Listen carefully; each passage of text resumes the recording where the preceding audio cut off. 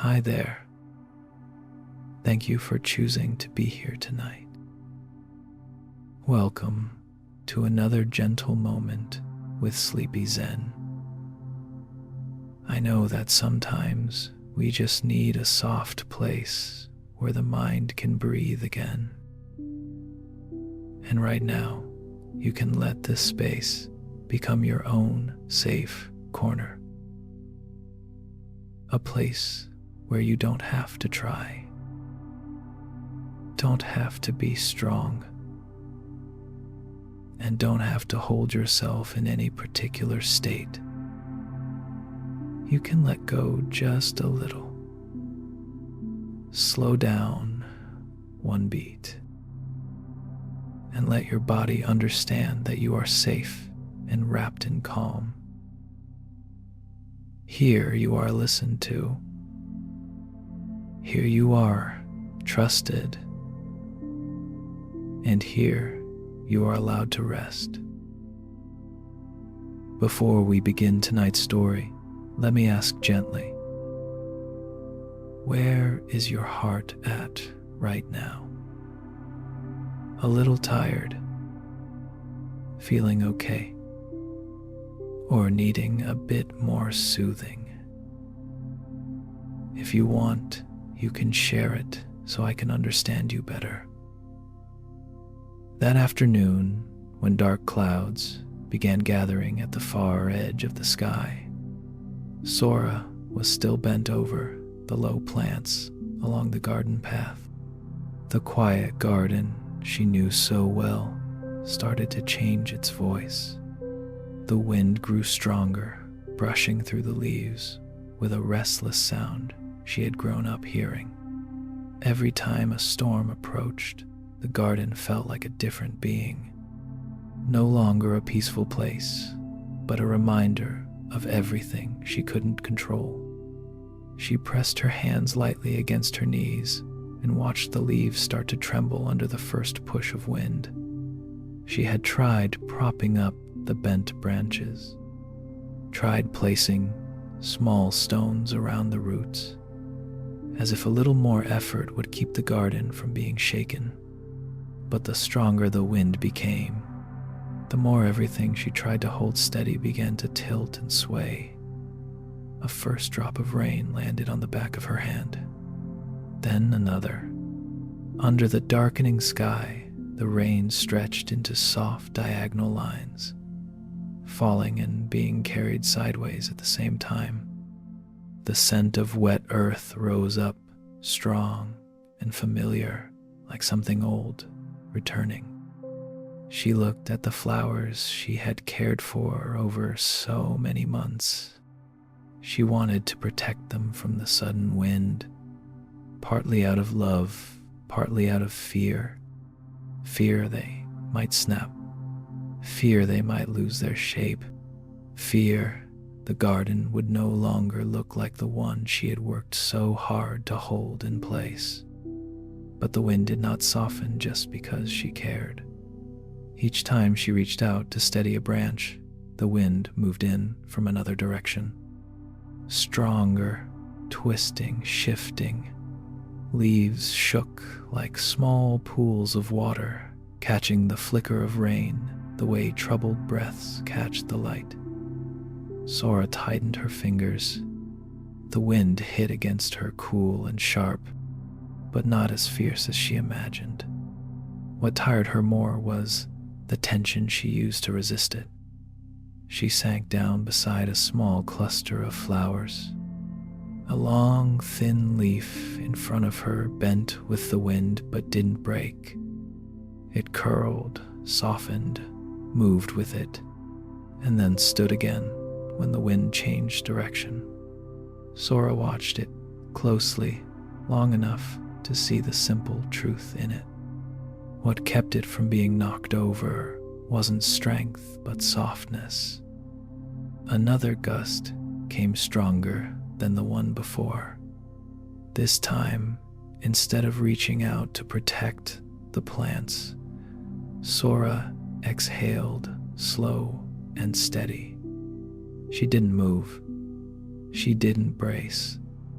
She simply watched. And in that quiet second between the wind and the shifting rain, it felt as though the garden was saying something she had never let herself hear until now. The storm doesn't break you. It's resisting the storm that wears you out. Sora placed both hands on the ground, letting the cool earth soak gently into her palms. And something else began to sink in with it. The sense that maybe she didn't need to fight the wind anymore. The rain began to fall heavier now, though not in a furious rush. It came down in an even rhythm, like someone softly tapping their fingers on the garden's leaf roof. Sora rose and brushed the soil from her hands, moving slower than before. The wind pressed her thin shirt gently against her skin, but she didn't hurry to adjust it. She walked slowly along the narrow path between two rows of small trees. The leaves above her shook wildly, making a sound like hundreds of short, uneven breaths. Each leaf tilted in its own direction, each branch swayed with its own rhythm. Yet all of them accepted the motion as if it were simply part of the garden's natural language. Sora placed her hand on the slender trunk of a young tree beside the path. The trunk trembled hard, but it didn't resist. It moved with the wind, soft in an instinctive way. She could feel the life inside that trembling. Not fear, but a kind of knowing, a kind of survival that came from bending, not bracing. A thought passed through her so clear it made her pause. I've tried to stand firm for so many years that I forgot softness is also a way of standing. Another rush of wind swept through. This one was strong enough to pull several leaves from their branches. They spun in small circles, drifted through the air, and settled gently onto the ground. Sora watched them fall light, effortless, unquestioning. They didn't cling. They didn't ask why. They didn't resent letting go. She knelt down and picked up one of the leaves. Its green was still deep, its veins still clear. It didn't break because of the storm, she thought. It just reached the moment when it was ready to leave the branch. A gust of wind brushed past her, pushing her hair to one side. Cold rain gathered on her hair, but the sensation made her feel strangely lighter, as if the tension inside her was being rinsed away, bit by bit. She turned and looked across the entire garden. The low shrubs leaned, but didn't collapse. The tall branches shook, but didn't snap. The rain caught on the leaves, like small beads of light shimmering with every movement, like memories drifting past rather than trying to stay still. When had she started believing her job was to keep everything from moving? The garden had never asked that of her. It only asked to live its own way, to sway when the wind sways, to let leaves fall when they fall, to be wet when the rain comes. Another strong gust slid through the rows of trees. This time, she didn't tense her shoulders or lift her hands to block it. She simply breathed out and let the wind pass through her the way it passed through the empty spaces in the garden. And in that moment, Sora felt something loosen inside her. Not the fear of the storm, but the fear of not being able to control it. The wind kept blowing. The rain kept falling. But inside her, something had finally begun to be still. Sora stood beneath the branches for a long moment, letting the wind move through her as if she were simply another part of the garden shifting under the storm. She felt each cool sweep of air across her skin, each drop of rain soaking slowly into her clothes, each sound of leaves striking one another in a restless rhythm. But none of it frightened her the way it once had. She walked along the path, slow and steady, as if learning a new way to observe the garden. In the far corner, a small shrub she once feared would be torn out was leaning completely to one side. Yet its roots stayed deep in the soil. Its tilt looked more graceful than threatened, as though it understood how to lower itself and wait for the wind to pass. Sora knelt beside it. When she touched its stem, it was cold from the rain but strong underneath. I was wrong, she thought. Not everything soft is in danger of breaking. Another rush of wind swept through, strong enough to bend a line of trees at the same time, like a wave of green moving across the garden. But instead of chaos, the movement carried a kind of rhythm. The rhythm of nature adjusting itself. The rhythm of a storm passing through life. Not to destroy, but to remind us that nothing stays fixed forever. Sora straightened her back and let her shoulders stop tightening the way they always had. She realized her body had learned to brace against the wind for years. She had tried to hold everything in place: the garden, the house, her own feelings, even the things far beyond her reach. She closed her eyes and breathed in slowly, the scent of wet soil, wet leaves, the dark sky being cleared by wind. In that breath, something slipped away from her, quiet, light, natural, like a leaf letting go at the moment it is meant to fall. When she opened her eyes, she noticed the blurred reflection of the sky shimmering in a small puddle. Raindrops kept landing on its surface, making the sky look as if it were moving, even though the sky itself stayed still. She leaned closer, and a simple thought rose inside her with surprising clarity. The garden isn't fighting the storm. The garden is simply letting the storm pass. She stood and walked a slow circle through the garden. Everywhere she stepped, something was swaying. But instead of fixing, adjusting, or trying to return things to the way they were, she just watched. Each leaf that fell, she let it fall. Each branch that bent, she let it bend. Each slanted line of rain crossing the muted light, she let it sink quietly into the ground. A strange feeling opened in her chest. A softness she hadn't known was still there. A space wide enough for her to admit that some things, no matter how much strength she gave them, would never be fully under her control. But what she could choose was how she stood inside the storm. Not bracing, not gripping, just letting go enough to move with the wind without being carried away by it. When the last breath of wind passed gentler now, Sora closed her eyes once more. In the stillness, returning to the garden, she understood the teaching she had never allowed herself to receive. The storm does not break us. It is resisting the storm that wears us out.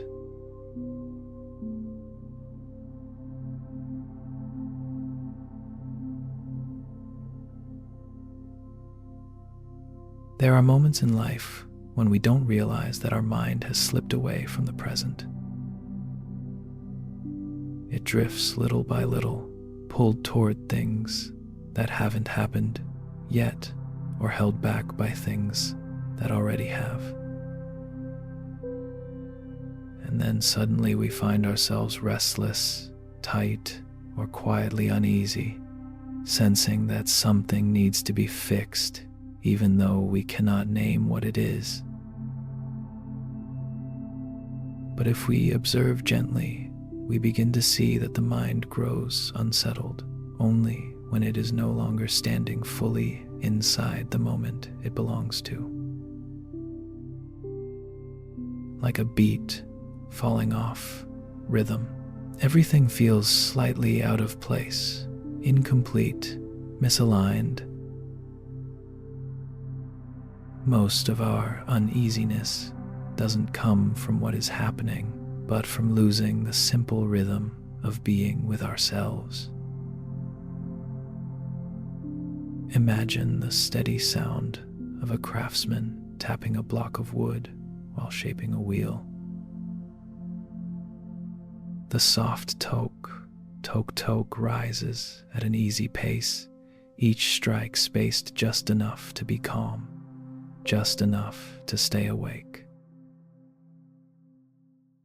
That steadiness is what makes the sound comforting, not because it is beautiful, but because it is stable. It doesn't want to go faster, and it doesn't need to slow down. It just moves in the only rhythm that fits it.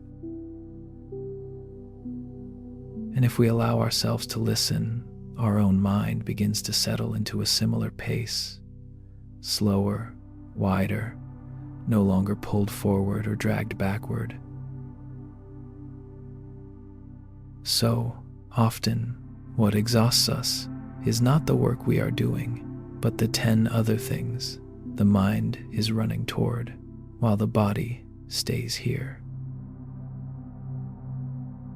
When the hands are in one place, but the mind is somewhere else, the body and mind stop moving together.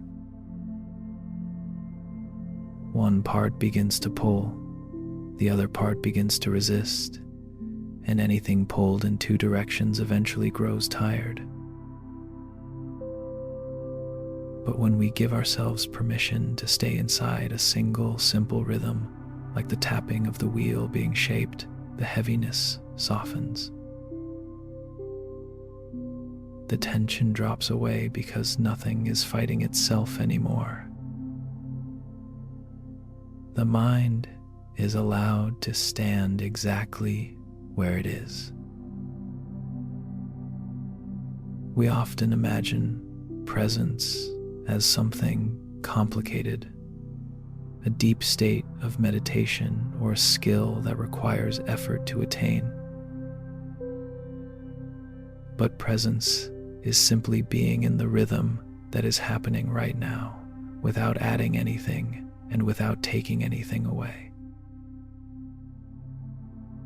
Like the craftsman who looks at the wood, lifts his hand, and strikes the exact spot that needs striking, not drifting toward yesterday, not rushing into tomorrow. The steadiness of that rhythm is the essence of being here. It keeps the mind from scattering outward and brings it back to the movement that is happening in this moment of living. When we truly stand inside the present, we don't have to force ourselves to be calm. Calm appears on its own, the way deep water settles when the wind stops stirring it. The mind works the same way. When it isn't pulled in different directions, it naturally finds its own center. Not a harsh or controlled quiet, but a soft one, a quiet that feels spacious, gentle, and quietly bright beneath the surface of everything we do. The rhythm of the craftsman's tapping does not change depending on the listener's mood, but the listener's mood can change when they settle into that rhythm. Life works the same way. It doesn't wait for us to be ready before continuing, but we can choose the pace at which we meet it. when we breathe into the exact moment we are breathing, when we take one step and only take that one step, when we wash one dish and only wash that dish, the mind is placed back into the present. And simply being in the right place already removes half the weight of worry. It is strange how many worries fade just by returning to one simple rhythm, hearing our own footsteps, feeling the texture of wood beneath our hands, noticing the light falling across a surface. Small things, but they anchor us. Just as each tap of the craftsman's hand brings stability back to the forming wheel, every moment we are truly here sets our inner world back into balance. There is no need to understand why we are anxious. No need to trace back what caused our uneasiness. No need to dig for deeper explanations. We only need to return to the rhythm that is already happening, the rhythm of breath, the rhythm of steps, the rhythm of our hands as they move. When the mind is in the same place as the body, the divide inside us disappears. And when that divide disappears, worry no longer has anything to cling to. Life will still be full of things we cannot predict.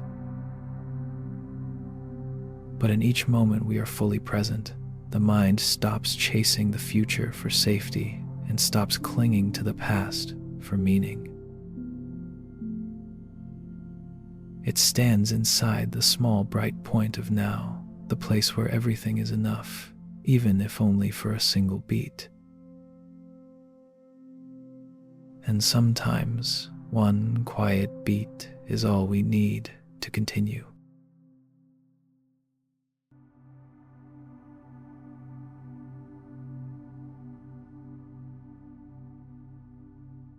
Taro's room was always quiet in the late afternoon.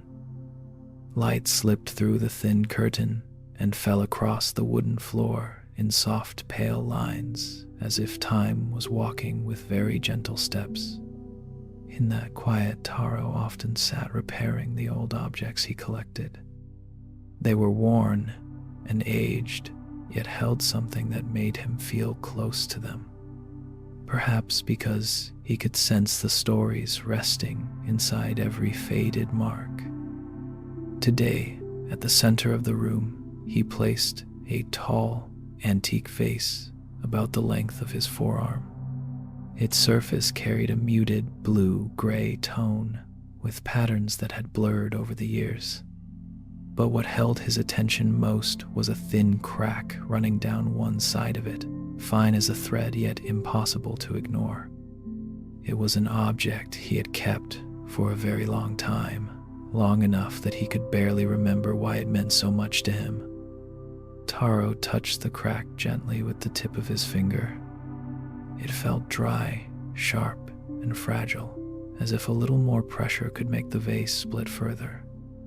When a beam of light from the window brushed across its surface, the crack became clearer, like a truth that had existed for years, but was only now being seen without turning away.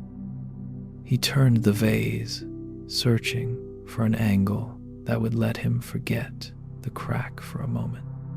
But from every angle, he found the same sign of separation. The room remained as peaceful as always, yet inside him, a strange feeling rose. Not sadness, not regret, but the quiet sense that something had simply reached its time. He set the vase down carefully, making sure not to place weight on the cracked side. He remembered the moment he first found it in a small market. Back then, he believed that if he took good care of it, the vase would stay with him for years. He brought it home, brushed away every layer of dust, and placed it in the most honored spot. He told himself it was an important part of his home. But now, seeing the crack longer than before, he wasn't sure that story still belonged to the present. There was something in the way the light slipped into that thin line that made him understand the vase hadn't broken in a single day. It had simply followed the natural path of things. And perhaps he was the only one still trying to hold it in its old shape. He touched the crack again. This time he didn't avoid the truth. The vase was no longer what it once was, and the brief sadness that followed was not heavy at all. It felt light, very light, like something he had held for too long, without realizing his hand had permission to let it go. In the quiet room, the thin afternoon light continued to shine across the crack, and Taro understood some things do not break because we fail to care for them. They break because their time to break has come. Taro moved the vase closer to the window where the thin afternoon light could touch the crack more clearly. When the light fell across the ceramic surface, small glimmers appeared as if trying to fill the fracture, yet they only made the line stand out more honestly. In that brief moment, Taro realized he wasn't just looking at a broken piece of pottery. He was looking at something much deeper inside himself. The room was so quiet he could hear the curtain shift gently as the breeze slipped past the window. This kind of stillness no longer made him uneasy the way it once had. It felt like a space widening inside him, a space where a new thought could enter without being crowded out by old attachments. He rested his hand on the unbroken part of the vase, feeling the coolness of the ceramic against his skin.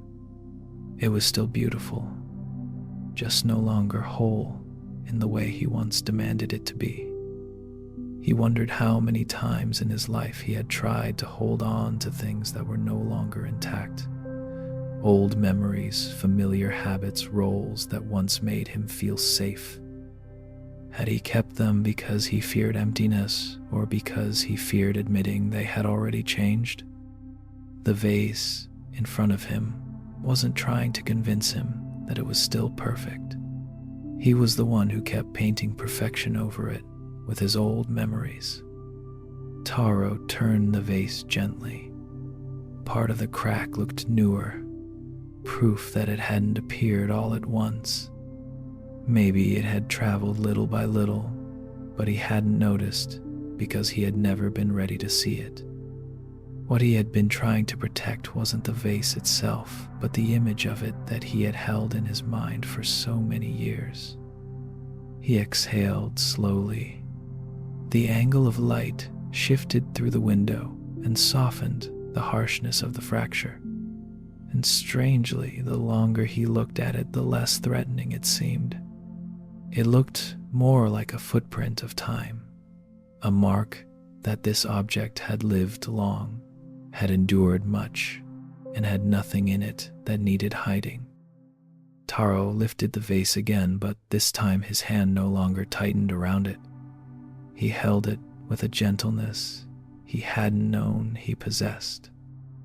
Stepping toward the center of the room where nothing else surrounded him, he stood still and looked at the vase under the simple natural light. And then a small question rose within him, small but clear enough to stop him completely. If its time with me is ending, can I let it go without feeling like something inside me has to break too? The question didn't frighten him. It made him more honest. In that quiet moment, Taro understood the hardest part isn't facing the crack. The hardest part is accepting that it exists, to tell him something he had refused to hear. That sometimes holding on is the very thing that makes life heavy. Taro stood for a long time in the center of the room, the vase resting in his hands like something familiar, yet slowly becoming distant. The last light of the day tilted through the window, and in that thin glow, the crack on the vase no longer looked sharp or cold. It softened, appearing more like a line of time, speaking in a low voice instead of a wound that needed hiding. He slowly lowered the vase and placed it on the wooden surface where he kept things he rarely touched. To his surprise, the moment he set it down, he didn't feel the loss he had imagined. The room was still quiet, the light still fell across the table, and he himself did not break with the vase. The only thing changing was the way he saw something that could no longer hold its old shape.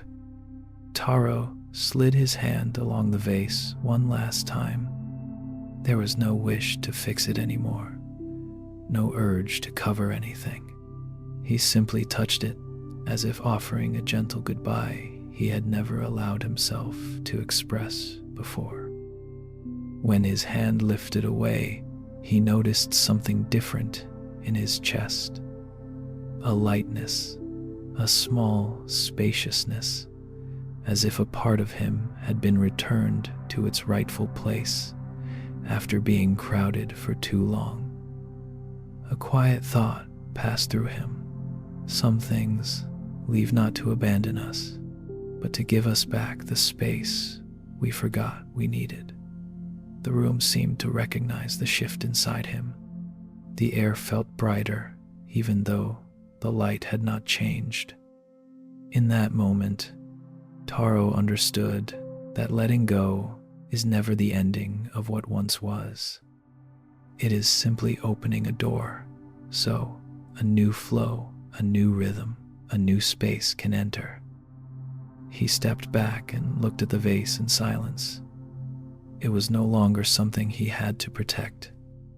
It was simply an object that had completed its role. And if its time had come to move on, then holding on would only make both of them heavier.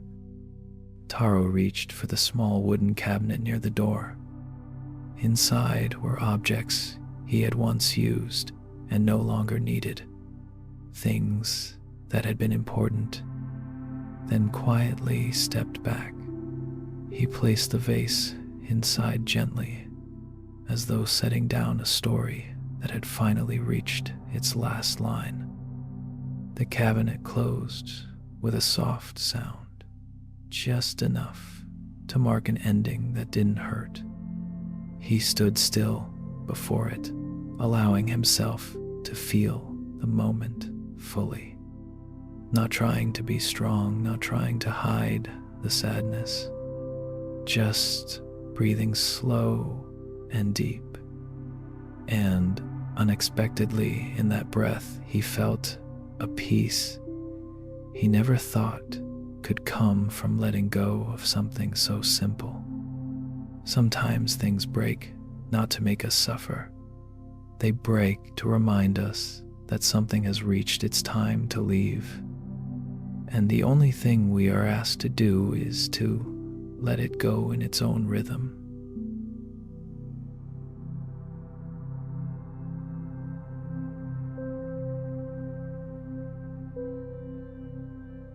When evening settles in, a still lake often reflects the moon in a very particular way. The surface looks quiet, almost unmoving. But if you pay close attention, you'll notice small ripples drifting across it. Not strong, not hurried, just the natural motion of water responding to the soft brush of wind. Those ripples are like the emotions inside us. They appear, they spread out, and then they fade back into the larger stillness from which they came. What's interesting is that no matter how many ripples dance across the surface, the water deep below remains untouched. The wind may create waves, the moonlight may shimmer with every movement, but the depth stays steady. It doesn't react, it simply exists. And because of that steady presence, the lake never loses its true nature. Our emotions work the same way. They can rise at any moment. A sudden sadness, a brief worry, a flicker of confusion when the mind hasn't fully settled. They come like small ripples touching the surface of our awareness. But the deeper part of us, the part as still as the bottom of the lake, is never truly shaken by these movements. We simply forget that depth exists when the surface becomes too active. When the disturbance is all we see, we mistake ourselves for the waves and believe that uneasiness is the whole of who we are. In reality, we're just looking too closely at what's happening on top. As night grows darker, the moonlight stretches across the lake in a long silver path, even though the water continues to move gently. The light doesn't try to hold still, and it doesn't fight the motion beneath it. And yet its shimmer gives the lake a beauty that belongs only to this moment. It is the beauty of acceptance. The lake doesn't push the waves away, and it doesn't cling to perfect stillness. It allows everything to shift in its own rhythm, and because of that, its beauty is never lost. It simply changes shape. If we can look at our emotions the way we look at these ripples, well, see that they are only small movements on the surface of a much deeper inner world. The waves don't need to disappear for the lake to be calm. The lake is calm even while the waves are passing through. And our mind is the same. It has a depth that no emotion can reach. All we need is the willingness to look beyond the surface that's currently unsettled. When we do, we understand that we are not whatever rises for a moment. We are the quiet depth that remains steady and whole beneath it all.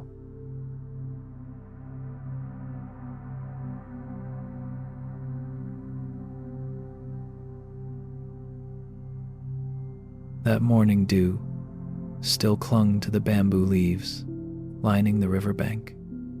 The water moved softly, steady, and quiet, as if whispering something to the tall bamboo standing beside it.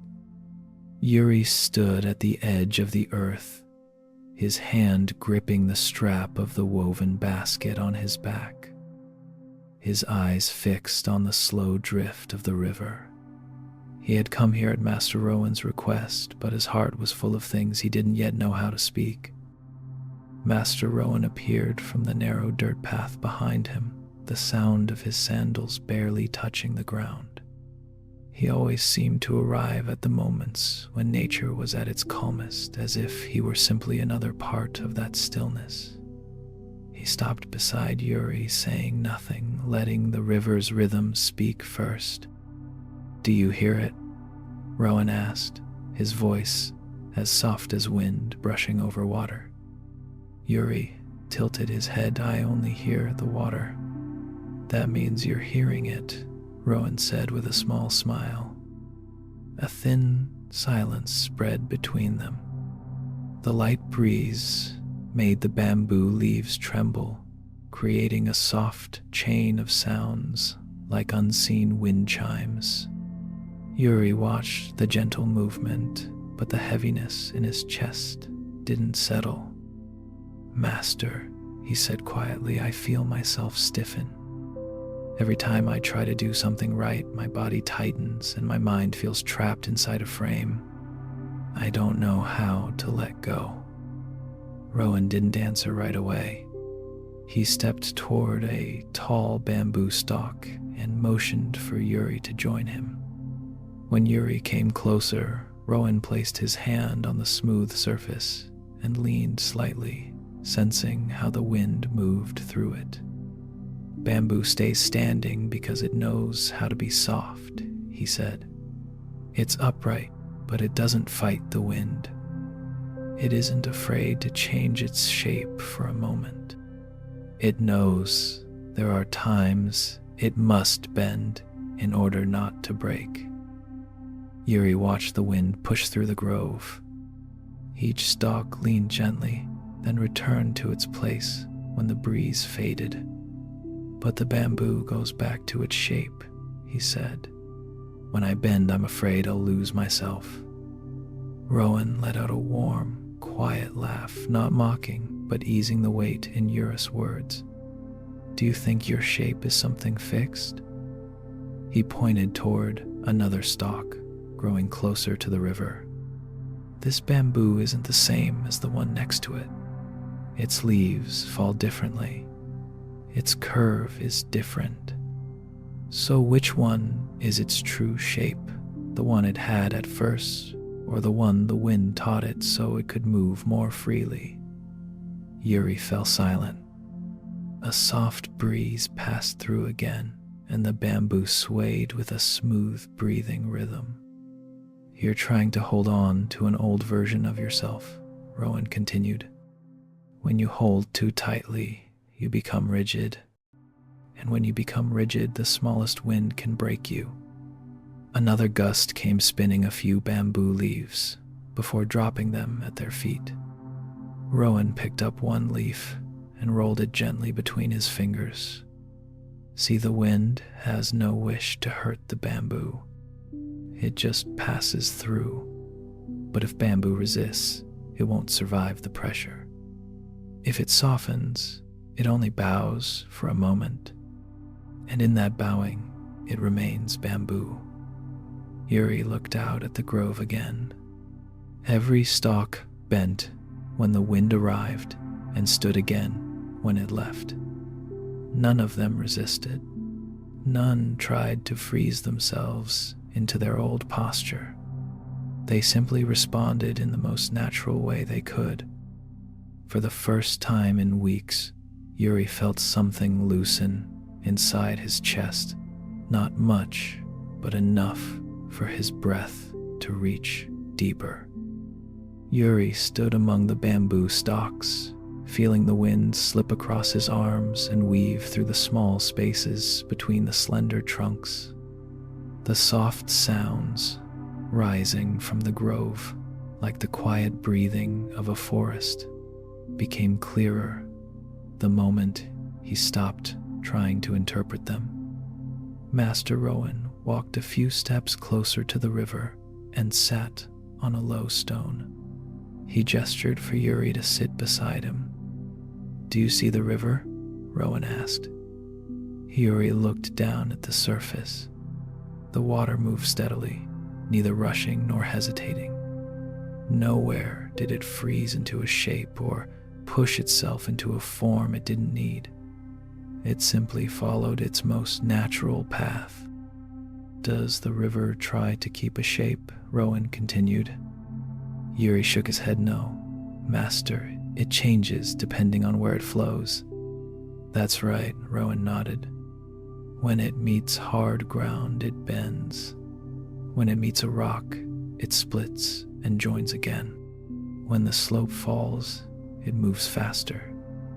Every shape the river takes is real because it doesn't cling to any one of them.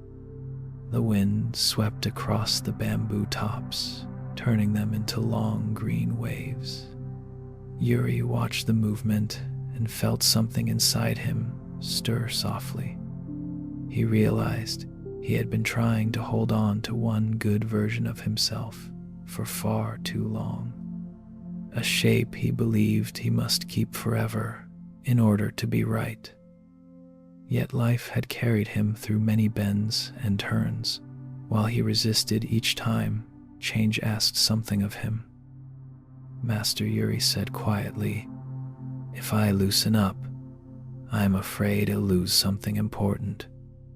Rowan smiled gently. You misunderstand. When you soften, you don't lose yourself. You make room for who you truly are. He picked up a fallen bamboo shoot nearby. It bent easily under the light pressure of his fingers. See this? It doesn't break. It simply changes shape for the moment. When the force passes, Rowan released it, and the shoot returned to its place, whole and unbroken. It becomes itself again, flexible by nature. Yuri watched closely. For the first time, he noticed the quiet strength in such flexibility. It wasn't weakness, nor was it collapse. It was a kind of strength that didn't need to defend itself. A steadiness born from knowing which parts of you remain unchanged and which parts can move. A soft breeze rose, and the entire bamboo grove responded with another wave-like motion. Yuri closed his eyes for a moment and listened. For the first time in many days, his mind didn't tighten when he tried to do something right. Instead, something opened slowly inside him, like a door that had never been used for its true purpose. Rowan's voice blended gently with the wind. When you try to hold on to an old shape, you shrink the space in which your heart can live. When you let the old shape go, you give yourself room to grow with the rhythm of your life. A bamboo leaf landed softly in Yuri's palm, so light he could barely feel its weight. He looked at it, curved gently by the wind, yet unbroken. And for the first time, a part of him understood that he too could be like that leaf. Soft when softness is needed. Steady when steadiness is called for. Yuri's breath deepened, not because he forced it, but because his body finally began to find its own rhythm again. A rhythm without tension, without effort, as natural as the river moving below them. Master Yuri whispered, "I think I'm starting to feel it." Rowan nodded, his eyes following the bamboo swaying in the breeze. Good. Now all you need is to keep listening. When you truly listen, you'll see you don't have to force yourself to become anything at all. The wind shifted again, moving along the riverbank like a long, quiet breath. The bamboo swayed once more in their familiar, gentle rhythm. But this time, Yuri wasn't just watching. With his eyes, he felt every movement as if it were happening inside him. There was no invisible tightness pressing in his chest, no urge to hold himself in some fixed shape. Only a natural motion, breathing in, breathing out, soft and open. Master Rowan stood and walked toward one of the tallest bamboo stalks. He placed his palm against its cool surface, then glanced back at Yuri. Do you see, bamboo doesn't try to decide its shape? It simply lives with whatever is happening. When the wind comes, it leans. When the wind leaves, it stands again. It doesn't hold on to any moment. Yuri stepped beside him and touched another stalk, feeling the faint, trembling pass from the wind through the wood. Not forceful, not sad, just a quiet reminder that everything is always moving. I used to think, Yuri murmured, that if I changed, people wouldn't recognize me anymore. Rowan smiled gently. Tell me, does the river lose its value just because its shape changes along the way? Yuri shook his head. That's how you know shape isn't you, Rowan said softly. Shape is only the moment you're carrying. When the moment shifts, your shape shifts. None of it is wrong. A light breeze drifted by, sending a few bamboo leaves floating downward. One landed softly near Yuri's feet, spinning in a slow, graceful arc as if it knew exactly where it needed to go. He bent down and picked it up. It was so soft and light, he felt as though a single breath could send it flying again. Master Yuri said quietly, "I think I've been trying to harden myself for too long. I thought being soft meant being weak." Rowan shook his head. Softness isn't weakness. Softness lets you stay standing without breaking. Look at the bamboo. It's tall, yet still soft. And it's that softness that lets it survive, storm after storm. Yuri turned back to the bamboo. Yes, their strength didn't come from resisting the wind, but from knowing exactly when to yield. The wind began to settle. The river kept flowing, its reflected light shimmering like a slow, steady breath. A wide open, quiet stretched between them, not heavy, not empty, just spacious enough for a new understanding to step in. Yuri released the leaf from his hand. It floated away on a soft curve, not resisting the air, not rushing toward its landing. He watched it drift, then exhaled slowly.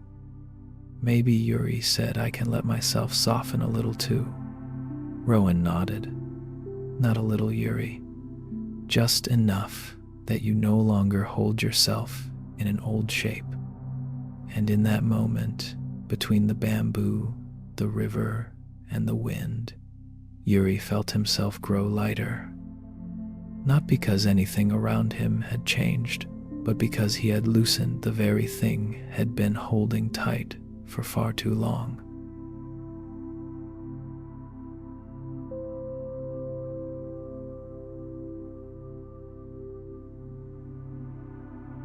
There are afternoons when the sky seems to open into a wide, gentle space, and the clouds begin to drift like quiet thoughts that haven't quite turned into words.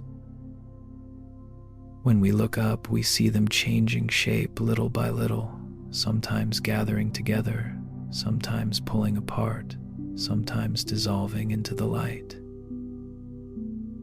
No cloud keeps its form for long. It arrives, pauses for a moment, and moves on, as if the sky itself is breathing slowly and shifting at its own calm pace. And the strange thing is, the sky is never taken over by the clouds.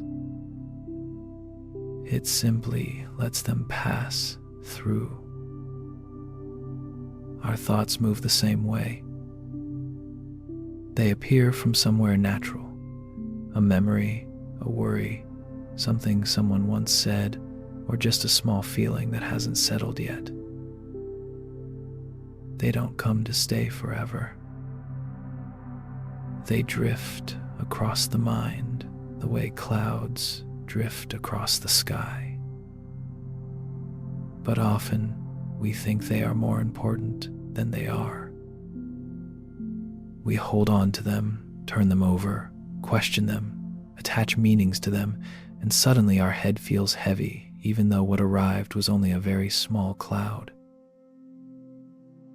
If we look at them from a wider place, we start to see that thoughts are just temporary movements of the mind, just as clouds are temporary movements of the sky.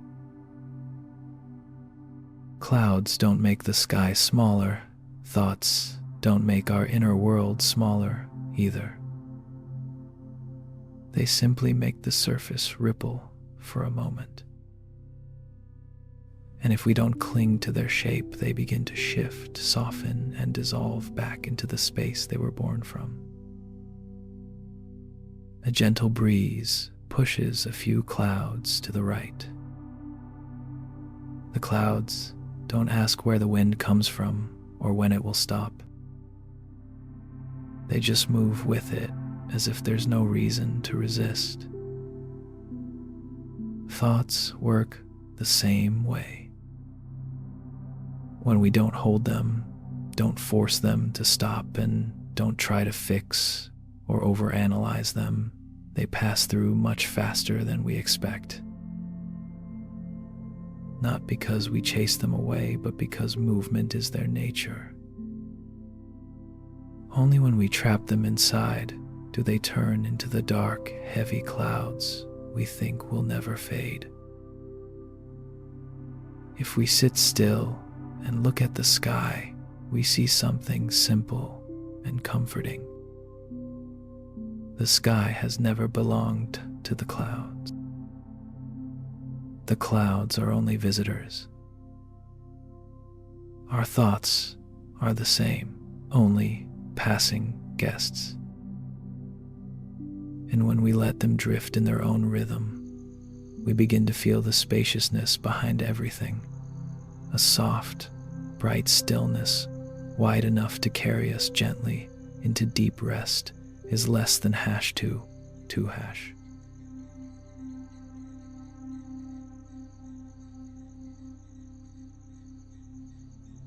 Let your breath rock gently in and out,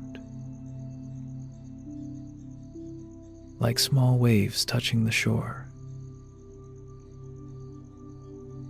Soften your forehead. Soften your eyes. Let your jaw drift loose. Shoulders dropping, like a tide pulling back into calm water. Arms, wrists, fingers, floating toward rest. Chest, belly, hips, loosening with every slow wave of breath. Thighs, knees, feet, melting into the sand of the moment. Now imagine a soft blue light coming from the horizon, rolling towards you warm and steady. It reaches your feet, your hands, your chest, and whispers nothing to carry. Now let the tide hold you. Feel the weight leave your breath. Feel your heart ease, like a shell sinking gently underwater.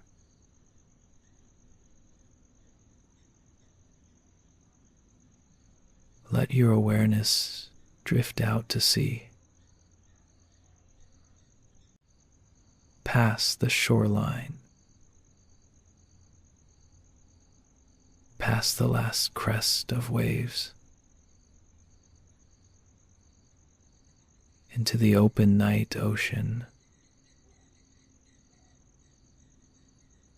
Stars above, water below, everything blending, everything turning quiet,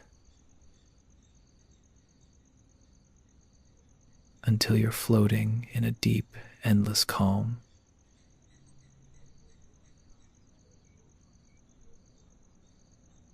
Thank you for resting here tonight. Thank you for letting the tide soften your mind. Now let sleep come, slow as waves, sure as the tide. And if you'd like to drift into more peaceful nights, you can follow the Sleepy Zen channel so we can keep meeting at the edge of calm. Sleep well. Sleep well.